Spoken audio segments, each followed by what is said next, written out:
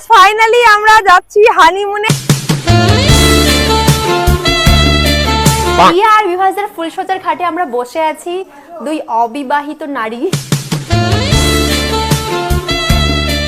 Dress চেঞ্জটা বড় কথা নয়, বড় কথা হচ্ছে একটা ফটোও তোলেনি। আরে কি যে বলো, দেখছো গাইস আমার ছোট ব্যান্ড পড়তে দিতে না, আমি কি করব? না ছোট ব্যান্ড মানে ছোট ব্যান্ড, ছোট ব্যান্ড বলে অর্ধেকটা পাছা বেরিয়ে যায়। Hey, what is up guys? This is Akash. Welcome to my channel. Welcome to my another episode. ছোট ব্যান্ড বলে অর্ধেকটা পাছা বেরিয়ে যায়। দুদিন আগে রিয়ার বিয়ে নিয়ে একটা ভিডিও বানিয়েছিলাম।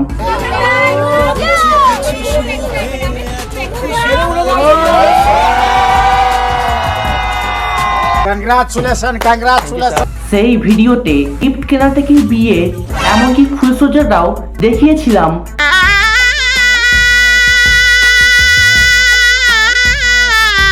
শরম কর। এবার যেহেতু তোমাদের গিফট কেনা দেখিয়েছি, বিয়ে দেখিয়েছি, ফুলসজ্জা দেখিয়েছি, কিন্তু একটা জিনিস বাদ পড়ে গেল, কি বলো তো? আরে হানিমুন। তো গাইস ফাইনালি আমরা যাচ্ছি হানিমুনে, একদম বাড়ির কাছাকাছি, বেশি দূরে যাচ্ছি না। কেন কেন বেশি দূরে যাচ্ছ না কেন? বলবো না।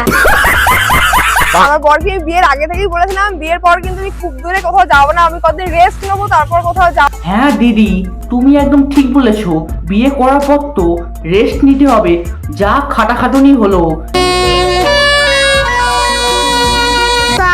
হনুমান মুখ। তো গাইস কি বলবো, হানিমুনে এসে বরের সাথে ঝগড়া করে দরজার বাইরে বসে আছি। এই যে বর রয়েছে ঘরের ভিতরে, আমি রয়েছি ঘরের বাইরে। এ মা, কি বলছো? হানিমুনে এসে বরের সাথে ঝগড়া করে নিয়েছো? কি বলবো? তা কি নিয়ে ঝামেলাটা হলো? ছোট প্যান্টটা বার করে দাও না গো। ছোট ব্যান্ড তোমার এত বড় থাই, লজ্জা লাগা দরকার। কি অসভ্যর মতো কথা, আমি কি বলবো, ছোট প্যান্ট নিয়ে এসেছি আমি। ও আচ্ছা, এতক্ষণ পর বুঝলাম। তা দাদা, ছোট প্যান্ট পরতে দাও না কেন? ছোট ব্যান্ড বলে অর্ধেকটা পাছা বেরিয়ে যায়। ছোট ব্যান্ড বলে অর্ধেকটা পাছা বেরিয়ে যায়। আরে দাদা, ওটা তোমার বউ, একটুখানি তো বোঝো। এবার তোমরা আমাকে একটা কথা বলো, হানিমুনে মানুষ কার সঙ্গে যায়?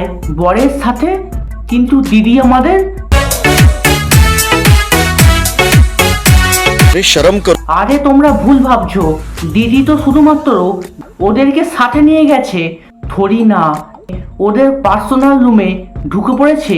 রিয়া, তোমরা এখনো ঘুম থেকে ওঠোনি কেন? তাড়াতাড়ি ওঠো, ব্রেকফাস্ট করবো তো।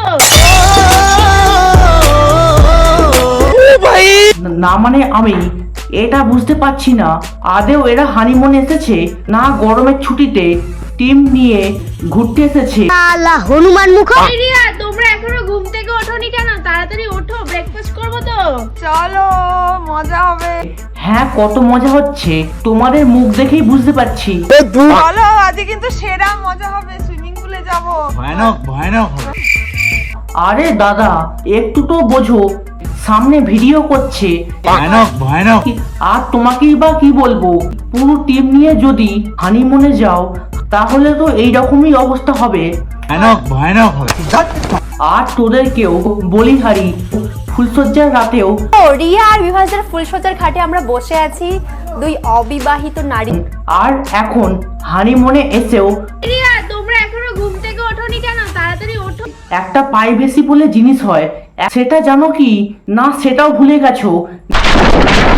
হনুমান মুখ। সবাই মিলে কোথায় আসছিস? আমরা বর্ব মিলে চলে এসেছি আজকে ভগবানের দর্শনে। এখানে অনেক মানে ভগবানের মন্দির আছে, শিব মন্দির আছে, জগন্নাথ মন্দির আছে, সেই সব মন্দিরগুলো আগে বিয়ের পর ভগবানের দর্শন করছে, খুবই ভালো কথা। Congratulations. কিন্তু একটা কথা, ভগবানকে দর্শন করতে আদৌ এসেছো তো না? এখানেও তোমরা ঘোরো ঘোরো ঘোরো। আরে এই আঁচলটা ঘোরো, আঁচলটা ঘোরো। আমার দিকে তাকাও হালকা করে। আর এই আগে এসো, আগে এসো। फैमिली देखती है वरना मैं ऐसे ऐसे गाली दूं ऐसे ऐसे दे হে ভগবান, তুমি সবকিছু দেখতে পাও, এইগুলো দেখতে পাও না? না মানে ঠাকুর দর্শনের নাম করে। এই আঁচলটা ঘোরো, আঁচলটা ঘোরো। আমার দিকে তাকাও হালকা করে। আর এই আগে এসো, আগে এসো। হ্যাঁ, আগিয়ে আসো, আগিয়ে আসো। আর আগিয়ে এসে লাঠিটা। তো হানিমুনে এসে আমি তো কোনো ড্রেস চেঞ্জ করিনি, আমার বউ কিন্তু ঘন্টায় ঘন্টায় ড্রেস চেঞ্জ করছে। ড্রেস চেঞ্জটা বড় কথা নয়, বড় কথা হচ্ছে একটা ফটোও তোলে। ড্রেস চেঞ্জটা বড় কথা নয়, বড় কথা হচ্ছে একটা ফটোও তোলে। হানিমুনি বরবাদ। মানে আরে ছবির আমি তো জন্যই হানিমুন করতে ছবি ছাড়া আসা। বাপদাই সব কাজ তো হচ্ছে, ব্যাপারটা হচ্ছে কি না। ছবি তুলে কি হবে? হ্যাঁ, ছবি ছাড়া সবকিছুই তো হচ্ছে। দাঁত তোমরাও না সত্যি। হ্যাঁ, একা একা স্নান করতে নেই বিয়ের 1 বছর, মানে যেখানেই যাবো বরকে নিয়ে যেতে হবে। বলছি দিদি, আমার সাদা মনে একটা কোশ্চেন আছে, যদি খুব জোর হাগা চাপে তখন কি করবে? হুম হুম হুম।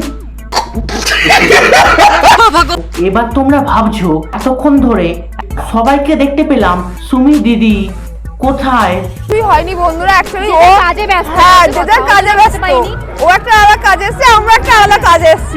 হ্যাঁ, রিয়ার কথা নয় বুঝলাম, সে হানিমুনে এসেছে, কিন্তু তুমি কি কাজে এসেছো একটু দেখি।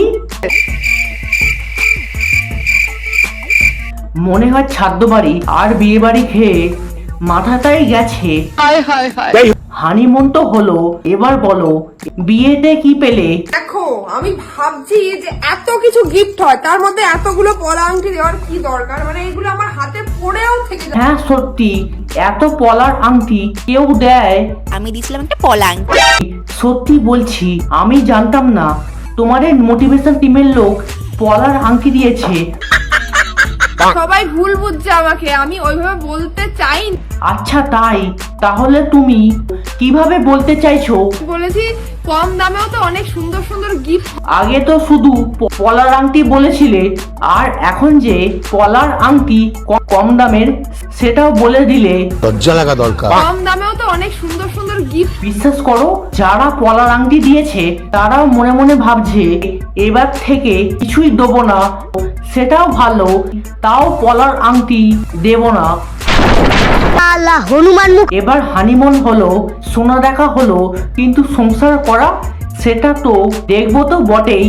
গাইস, এখন আমি প্রথমবার মাছ ধরতে চলে আসছি। আমি জানি না মাছকে আমি ধুয়ে উদ্ধার করতে পারবো কিনা। মাছের গন্ধ আমার একদম সহ্য হয় না। বলছি শোনো না, গিলতে পারো?